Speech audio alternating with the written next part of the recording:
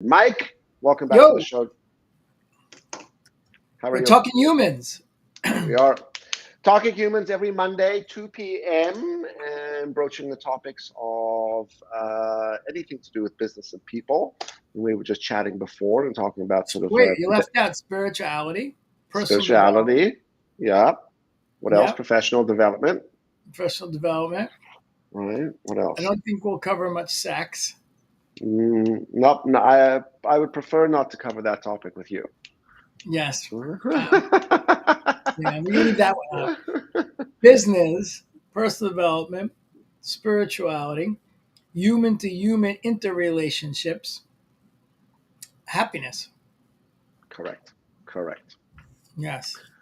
So So, today yeah. we were talking earlier, and both you and I are talking to a lot of people as part of our business. And a lot of people are sharing with me that it's very difficult to retain and hire people right now. I know there is in Florida, there is a, lifeguard shortage. Mhm. And at the corporate level, they have a big problem with retention. So, what do you think's going on there? It is a massive problem. It crosses my desk a lot actually as well. Um, Recruitment, but talent retention is the key sort of word there, and culture. Culture is the next big thing. So, what do I think is going on? One, I think it's a massive problem. I think you're seeing it right now in the deliverables of an organization because they've lost a lot of industry corporate experience, right? Lost a lot of seniority when it comes down to leadership and management as well. But let me, Uh, so question for you. yeah. You're in Canada, I'm in the US, Hmm. and COVID hit, everyone stayed home. Right. So then what was the next like event that happened that caused people to quit? Yeah. So it was known as the Great Resignation, right? Yeah. So what happened? So first, like when you look at a lot of businesses, called like from the travel industry, airlines, restaurants, hospitality, massive layoffs, right? So what contributed to the Great Resignation was a lot of these people didn't end up going back to their older jobs, right? Now, where did they go? Well, some got different jobs, some moved on to different decisions, right? Some decided to change lifestyles, and so on and so on and so on and so forth, right? So you have this massive, massive exodus from business in general around the world, right? But very specifically in North America. And there's not a backfill. There's not a backfill of experience and positions. So now you got companies desperately, desperately trying to recruit and seek talent. And this is some of the other problem that you start to hear where people are being offered exorbitant salaries, right? When they're being headhunted, which is a short-term fix, by the way, and it's not gonna last. But look, the stats are all out there. You know, there's a population, call it, of the average 25-year-old, which would have been the service crew on the airline, or maybe the serving staff in a restaurant. A lot of those kids, or a lot of those individuals, went to online businesses, online trading, online Yeah. investment, right? Yeah. Yeah. And I also, I mean, I know in the US, they were literally like handing out money to Of not course, work. right. So I, I think we're going to get into culture, but I Hmm. think this is really a human, a human conversation because yes, it was COVID, and certainly the people or the businesses that had like people live laid off a lot. Right. And if you've been there for years or 5 or 10 years, I mean, 20, you're pissed. Hmm. So obviously, you're not likely to go back. Hmm. Um, the other people that weren't laid off, like I have friends that are in the investment banking world and hedge funds in New York. They did incredible stuff. They sent tech teams out because they have to protect the data to everyone's house and gave them these special boxes. And we're like, okay, now your boxes are set up work from home. Hmm. But then, one of my close friends, um, he's got two kids. He was working from home. And what he realized, because he's like me, he's been in the business for 32 years, he's older. Like he'd get up early. His kids are young. We'd catch him maybe for a breakfast and a hug out. Hmm. Then whatever happens during the day, kids, now they're elementary school. They come back. He comes back not before dinner, Hmm. after their dinner, gets to spend some time with them. And then they got to go to bed because the kids, they need 12 hours of sleep. So all of a sudden, here's when you're in that routine, there's nothing like there's got to be something catastrophic that's going to break a routine for a mass amount of people. So now he's home, Hmm. and maybe he's aggravated the first week or two, but now he's like, oh my god, I got amazing Now it's kids, normal. Right. and I enjoy it because I'm human, Hmm. and I've been sacrificing most of my daylight to an organization. And by the way, I don't really like the job. I'm making a shit ton of money, but like I'm dealing with jerk offs and blah blah blah blah blah. But now I Hmm. get to Be a spend parent, time be with dad. family. Yeah. Yeah. I had this exact conversation literally an hour ago, which is how we used to be on planes left, right, and center, and you barely saw your kids, and now you get to actually participate in their life. You get to be a parent, right? Which, because you get to be around. This is where, let's go back to culture, right? Before the pandemic, people use culture as this little fancy thing that they could measure, right? They could, oh, we did a culture survey, we did a culture index. Look, we're warm, we're engaged, we're fun, we're free, and you know her as well, Jessica Kriegel, does a lot of work around this, and says that a lot of people will describe culture as a set of feelings, right? Anyway, now organizations, I think, are really realizing the importance of having a culture, because a culture is, call it, the thread to that community, right? That's built on a set of, call it, a shared purpose and aligned and complementary values. And if you didn't have a culture before and you're trying to build one now, it's going to be an uphill battle. But if you think about it, a lot of organizations, the only thing they can lean on right now in regards to getting people back into the office, back around groups, back, which is a major problem for companies to do right now, is if they had that culture. If that culture was a culture that operates together, worked together, understands the importance of community, relationship, et cetera, et cetera. Now, listen, don't mistake me. I'm not saying give up everything that we've gone through in regard to having this hybrid option of working, but culture is a thing that, um, let me say this.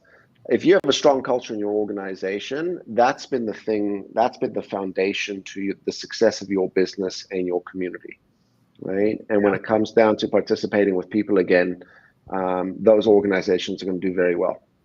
So let's talk about real culture and bullshit culture. Okay. To me, I just got off the phone with a woman. Maybe she'll become a client, maybe she won't, but she does corporate retreats for Hmm. like the CEO, executive teams, exotic places Right. where the objective or sales people that reach a certain level, and what she puts together is an experience, and those experiences build culture. And what she said to me, which I thought was so funny because we were talking about this very same topic, and she's like, yeah, the last half a decade of culture has been like popcorn machines and bean bags and thrown into a room that's cool. Correct. You call that culture. Correct. So she said those things, there's no glue behind that because the next person's going to offer the next free popcorn and Hmm. cereal. Hmm. So from a cultural perspective, what does it really mean, like human to human, Greg? Right. I mean, this is what you do. Like you're Right.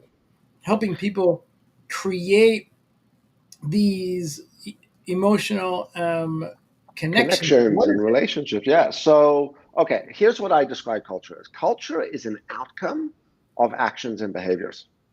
Okay, how we act, how we behave, what we do, the results of all of that, the outcome of it, all of that, the way someone feels or how we handle things is what we might define as culture, right? And back to what you're saying before, yes, I think that was a great analogy. Culture used to be a topic like let's get popcorn machines, granola bars, waters, drinks, social, right? But you know what I want to know out of my culture is if I work with a group of people, if I'm part of this community, they have my back. And if I'm having stress or difficulty within my role and it is going to overlap with another group or another individual, right? What I would expect that individual or that group to do is to help me, right? And say, hey, yeah, this is, hey, let me compromise, let me shift some things around here in order for me to do so. So back to this, the human side, that's where culture is built and created. It's in our everyday interactions. I come to you, Mike. I'm like, hey, Mike, one, two, three, and how you respond, behave, act, engage with me is going to contribute to that culture or not, right? How often do you hear this, right? I'm waiting for something. There's another group, there's another department that haven't sent it to me, right? What if the attitude of that individual was very different? What if that, I read this the other day, actually, you'll like this. So what's the how do we tell what values are? Right? Because the word values is popping up, right? And it pops up with culture and stuff like that as well. So I read this article. I'll send it to you actually. It said this. There's a big difference between what we value versus what our values are. And very simply described, if I can take it away from you, it's something that you value. It's not your value, right? So, for example, if one of your values, right, and I would say this about you, is to be generous, right? It's how you operate. You want to operate with kindness and generosity. It's you operate with service. That's just it's what you believe. It's what drives your decisions and what contributes to how you respond and reply to people. Right? That's your value. And I Yes. come to you in our culture, and our culture is built on some of those values. And I'm like, I'm struggling in my role. Can you help me? 1,000% you're going to say, what can I do to help? Right? Yes. But if the culture says we are a culture of generosity and kindness, right? And it's not who you are, well, then there's going to be a miss there. Now, the other example is most people will say things like, I value efficiency, right? And one of my values is efficiency, right? Mm. Even loyalty, because we could challenge the word loyalty, right? But we can take those things away from you, right? I can mess up your schedule and screw up your efficiency if we work together, right? So um, that's where I think we got to begin this conversation again. We got to begin the conversation again on the human side, which is how do we treat each other? If we can start there, maybe we can really start to build and contribute to our culture. Yeah, but I got a big problem with this. And maybe I'm going to tee you up perfectly. But my big problem is that everything starts from within. Mm-hmm, So you can say, okay, from a corporate perspective, there's a great book that one of the Navy SEALs wrote about total accountability. mm-hmm, And I read it and it was cool. It was a great book. And then we screwed up for a client. Actually, I think it was a client's fault. I can't remember. I took total accountability. mm-hmm, And the client actually was like, "Oh my God, thanks, for owning up to it." Like I actually didn't do it, and I took total accountability. And then he was so grateful that I accepted all the blame. So my point is that culture organizations are made up of individuals, and as an individual, we grow up not wanting to mm-hmm, take any accountability, mm-hmm, and always, not always, but many times, always blaming others. So mm-hmm, the example that you gave, oh, I was supposed to get this document from this department, it didn't happen, the deadline passed, my boss is up my ass. The first thing mm-hmm. you're going to do is say, whoa, hey, I've been waiting here for like 4 days to get the document, and department XYZ, nada. So there's, and this is, the work that you do is really deep work because you're helping, I think people at an individual level. How to go have that conversation with the individual that hasn't handed the report and they're sitting there thinking, maybe I should say something, right? Yeah, Yeah, and taking individual responsibility and challenging yourself to grow. correct. Because at the end of the day, you're a sum of as a company, you're a sum of the parts. And um, so there's no quick fix. You can write, the 8 things that your company stands for, Hmm. But if the some of the people don't buy into that, or maybe half of them are selfish, and your culture is generosity, and Right. half the people are selfish because you hired in those type of people. You hired in selfish. Like I just was watching halfway through the Uber Netflix Uber show, and the guy used to Hmm. literally say there, "Are you mean and a bastard?" In Hmm. the interview process. Yes, I'm mean and a bastard. You're hired. Hmm. At least, I mean, obviously that's not so cool, but at least he was No, consistent. but there's truth to that question, which is this is how we think here. This is how we act. This is the alignment of stuff. Back to culture. Let's come back to the conversation of purpose and values. Organizations that have good cultures have started the conversation on what is our purpose, right? Call it a purpose-driven strategy. And then what are the values that we want to live to, that we measure our purpose against, right? How are we achieving our purpose, right? Now back to the Uber said, hey, look, this is our purpose. We're going to X, right? And the way we value it is through being vicious and aggressive and competitive. And we want hunters with us. Nothing wrong with that. Pretty wrong if they didn't say that in the interview and they said, listen, do you like cupcakes and fuzzy warm bears and soft walks in the park? So, Yeah, and in but fact, the one problem they had with that senior engineer woman that they hired is I think they did a poor job of telling her that you're a woman, it's a men-run company. The men are assholes, and if you're mhm, okay in working in an environment where the men are assholes, then mhm, this is for you because it was is so. yeah. So I want to come back to a couple of things that you said. First, let's go to the asshole thing. I've met lots of assholes all over corporate, right? They exist everywhere. Sometimes it's clients, sometimes it's managers, sometimes it's people that we have to cross paths with. My job is to not be an asshole in return. If I could do that, I could hopefully influence and impact and maybe contribute to that culture being what it should be, right? It's what I also talk to a lot of people about. You as an individual, regardless of your position, have a responsibility for how you show up and contribute to this culture. You're either reacting to it or you're impacting and influencing it, right? It's like your environment. You're either in this environment, you're doing something with it, or you're a victim to it, type of thing, right? So that's your responsibility. Um, Back to the hiring side, I think hiring is a very difficult uh, experience. What do I mean by that? You're never getting a true, authentic self on either end. The business is never its true, authentic self, neither is the recruiter, and neither is the individual interviewer. We're trying to um, show up in a way that we think we're going to be well received, right? Yeah, well, it's like I have our friend who's been dating this woman for like 4 or 5 months. Caroline said, "Oh, they went away and they had their first big, Mm-hmm. argument." And I said, "Well, yes, perfect timing Mm-hmm. because the first 4 or 5 months, no, everyone is so elated about their relationship. They're not even their true self Mm-hmm. because there's things that but it's even weird. I think it's actually there's a chemical reaction in the brain for the beginning part of dating that you can't even be your true self because of all the um, what is it, the good stuff, the oxytocin, whatever gets released in the brain.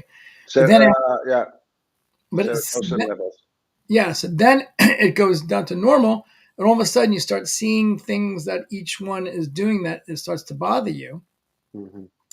Um, and then that's the beginning of the start of building that culture Right, because right, then you start to see things. So I can right, imagine right, in an interview process, it's the same thing. Like both sides are being true, but not right, really. Like the person's not going to say, "Well, we have a great culture and everyone's cool," except for my boss sometimes when he's right, hungover, right. right? And the other person, yeah. So it Mm. it it is, You know, let me ask you this. How yeah. would you describe the culture of your family? My family Your family. culture. I mean, right? But okay, so let's think about it. If you come up with the answer, great. Caroline, myself, and Joshua, my And immediate Joshua. family. Yeah, like you've got like as a group, let's say you're your own, you're your family, you're your community, right? And you have a set of values and you act and behave in a certain way, right? How would you describe that? What would you say that is? Yeah. Well, it's, I mean, we got like 4 year olds, so it's a work in process. But what we're trying to exemplify is coming from a place of caring and love always, Hmm. and Hmm. then the sharing one is a very big one because that's Hmm. the essence. We're obviously spending time. Not obviously, but people don't know. We spend every Shabbat, Saturday at the Kabbalah Center in Torah, and so Kabbalah is receiving for the sake of sharing. So it's kind of in the fabric of what we're trying to teach. Although my little one doesn't share Hmm. any of his toys at all. And so, Hmm. but those are the kind of things that we're trying to instill, and we try to. But think about this. How difficult is it for you to even answer that question with your own family? I'm thinking like, I don't know how maybe my culture is intense, maybe it's loud, right, in my family, but it's a hard thing to describe. And I think that's the same, if we use that same question and we come back to our corporate culture, this becomes the challenge of the culture conversation. Go to our employees, we say, hey, tell us about the culture. Oh, well, it's really fun here. Okay, someone put, where people are proud to work. I'm proud to work where I work. You're proud to work where you work. But what does that look like and sound like? Now, let me ask you a different question. Tell me what some of the values are that you carry within your family that go between you, Caroline, and Joshua. What would you say? Giving and sharing, right? Yeah, Being yeah. responsible, being this. So maybe that's what we should do. Maybe we should maybe look to start to in our own organizations start to evolve the word culture into community. And maybe the way we start to build that community and the type of people we want to be part of this community and the mindset that we want to see in this community, and we want to see people's actions and behaviors represent the community, which is X, Y, and Z. And if that community is competitive and driven and intense and forward thinking, awesome. That community is generous and kind and warm and spiritual, amazing. If that community is performance driven, right? All right, Great. here's where I'm going to screw you up big time. Okay. Just came to me when I was partnering with John Asseroff. We Uh, did a few live events, and we had maybe 10 tables of 12 at an event. And I don't know where he came up with this exercise, but with the point of the exercise you'll see in a second. What would you say in the entire world? What would be the top word that most people would know of all the world? trust. Okay, that's one of them. Think of another one. Trust. Okay. So words to what? That people would use to describe culture? No, no, no. The top one of the top words that would be understood around the world. Ah, okay. Love. Yes, That's it, right? Yeah. everyone was like, yes, love, love, love, love, love. That's it. And he said, great. Everyone, take out a piece of paper on every table. I think it was 10 or 12 on the table. And on the piece of paper, don't show anybody else. You write, you might incorporate this into your training. I'm gonna I'm gonna You write your definition of the word love. And I was facilitating, so I was doing this. Mhm. Um, and so we gave everyone a couple minutes. Great. Now, who's the lead at the table? You collect the papers, and as a team, you accumulate how many of the definitions that the 10 wrote are the same. So on one table, there was like 4 had it pretty much the same, and then 2 had the same, and then 3 different. Completely different. Yeah. And this went for the 10 tables. So then when we accumulated them, okay, we got the score sheet for each table. Then he took the 10 of them, which was a score sheet for each table, and then did the similar comparison. And it was shocking on the absolute 100% most well known word that everyone in the world knows because everyone actually said yes. Yeah, there was maybe 25% of the people in the room that had a similar definition of it, and all the other ones were different. completely different. Yeah, So when you're saying, okay, like let's define our corporate culture, like you can't even say words because correct. the exercise has to go even deeper to that because everyone's understanding of what trust is going to be radically different. Like think about someone that is a great person and a great worker, but they grew up and they're one of the spouses cheated on the other. Hmm. What is their definition of trust or experience of it more than the definition, the experience of it versus someone that didn't experience that? Correct. Someone might say trust is not breaking my heart or betraying me. Other people will say trust is connection, right? So, okay, so I have an answer for this, by the way. So Yes. the answer to that is if we do have a different definition, right, of culture, then that same rule, that same problem is going to apply to the different definitions of values: generosity, kindness, empathy, right? Whatever, right? Loyalty, commitment, authenticity, right? Responsibility, accountability. Um, those are going to be different.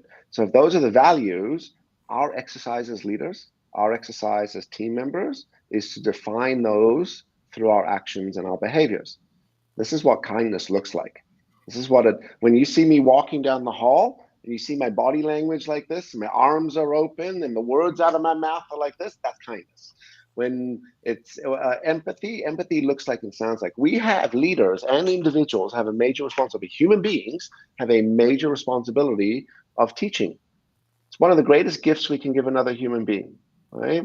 Yes. Except you got to be careful on the golf course or in the boardroom sometimes, right? So I was on the golf course yesterday and I was watching swinging. I said, I'll ask this once, and I'll only give you one piece of advice if I can, if you're up for it, right? And he says, yes. What it is it? And it was like five things, stand taller, right? Stretch your legs, reach out, etc., etc., etc. But beyond the golf course and sometimes the boardroom, we have a responsibility to teach. And sometimes it's not formal teaching. Sometimes the teaching is the role modeling of the behavior that we want to start to see. So great point. I think that becomes one of the major misses with these corporate exercises for cultures. The words will go up on the board. Everyone goes, oh, fuck yeah, absolutely. Look at that value and empathy. And we all have, out of 10 words, we all have nine different meanings to them. Yeah. So Right? interesting. We'll wrap it up. I'll just share. I know that you know about a lot about landmark form and landmark education, and I took the program. I took the communication courses, and one of the things that I personally suck at Mm-hmm. because I think I'm hard nosed, kind of a little bit insensitive, and a New Yorker Mm-hmm. is I don't always. Well, they taught in the communication course that you have to be responsible for how your communication lands for others, Mm-hmm. and so a lot of times something comes out of my mouth, it's fast, and I don't take responsibility. The actual line item I was supposed to get across is accurate, but the people's feelings get hurt. Mm-hmm. I didn't take responsibility for putting it in a way that was going to be um, Yeah, digestible but for them in a caring way. that's a lot of pressure, man. Landmark's my competitor, right? So Yeah, yes, yes, you should come do my communication skills course because I would love to. we I just love to. we just might fix that. But there's all jokes aside, there's truth to what they say. We put it this way, and we could wrap it up on this. What you said was extremely accurate. However, there's a lot of pressure for us to always be communicating in a way that we think they want to hear us and receive us, right? Yes. Um, but one of the things that we can take more responsibility from is the way we communicate. Are we going after two things in this communication? Does the other person understand? Do they understand the communication, right? And are we comfortable? Now, this doesn't mean we can't have feelings, but I can have a very difficult conversation with you in a way which doesn't create discomfort for you. In fact, it might do the opposite, it creates comfort. So as long as I can hold those two pieces, those two anchors in my communication, understanding and comfort, I understand, you understand, and we are both comfortable in this interaction, like we're comfortable having it, we're effectively communicating. Right. Right. So, great show. The I like to leave, if we can, like someone with a takeaway. Like, what would be Mhm. what could someone practice from the conversations that we had today? Like, if I was going to say, all right, Greg, Mhm. give me an exercise to practice that will help me be a better Mhm. human. So Well, I don't want I want you to go first because like just in case I you mean, don't say it's I not want my. you, okay, so I was just trying to give you credit. I would for the takeaway, I would really lean into what you just described with that exercise, which is we all wrote down one word, and then we all asked us to describe what that word is or looks like, and we got different definitions. So recognize and really from a takeaway standpoint, know the fact that as we're describing culture and values and purpose, we have to talk about what that is actually going to look like again from that behavior afterwards, not just the thing we're trying to achieve. Okay. Yeah, love it. Well, What's yours? the takeaway. Yeah. I like the family thing. I'm gonna sit down and ask. Well, it just brought up one last thing because I was going to say I was going to sit down and ask Caroline, my wife, what her definition of love is. But then you get into the five love languages, Correct. um, which I also suck at.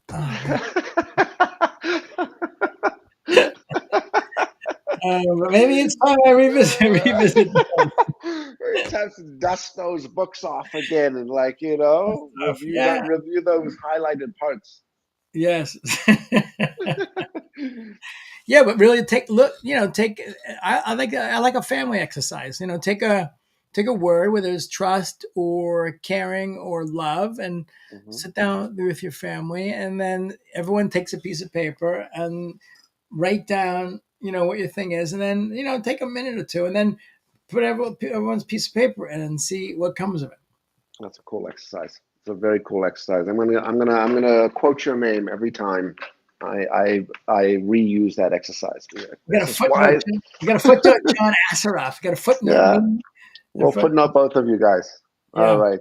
Anyway, thank you for today, Amazing. Mike. Today was a Thank great you. show. Thank you, everyone, for joining us. We are here every Monday at 2 p.m. Eastern for 20 minutes. Sometimes we go over, sometimes we start a few minutes late, but we are here. And if you like it, share it. We are open to having you send in comments or questions. Message either us on LinkedIn. Questions, we'll cover them. We have more engagement now. We're just getting into this, right? But we have Dana was in there giving us some comments, and also Nydia gave us some comments in there, and a bunch of other people. So that's great. Hmm. And yeah, Hmm. peace out. All right. Have a great week. Awesome week, everyone. Stay happy, stay healthy. All right.